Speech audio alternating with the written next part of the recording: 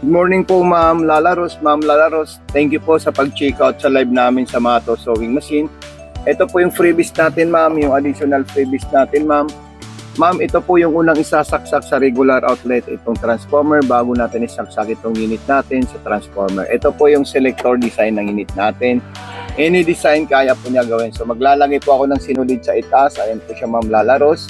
Maganda po ito kasi meron po siyang number how to put thread. Ayan. Tapos dito naman at ipapasok natin siya sa butas ng karayom papunta po ma'am sa likod. Okay ma'am, ito po yung maong natin pero yung straight line natin sa maong yung pangatlo. Ayan. So itusok natin yung karayom natin, pindutin natin yan. Tapos kung gusto niyo pong atras abante, ipapress niyo lang po ito ma'am para umatras po siya ma'am. Ayan. So napaka-solid at napakaganda ng stitches ng ating unit.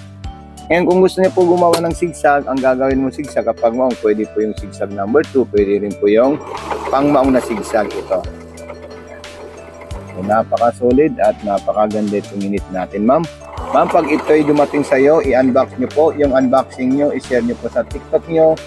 Pa-mention po, Solid Mato Sewing Machine din. Magpa-schedule na po kayo for video call tutorial kasi kailangan natin kayong turuan ma'am at alalayan para any concern kayo po ay makapag-PM sa amin agad po ma'am. So ito na po siya ma'am. Thank you, God bless and more power po ma'am. Bye po.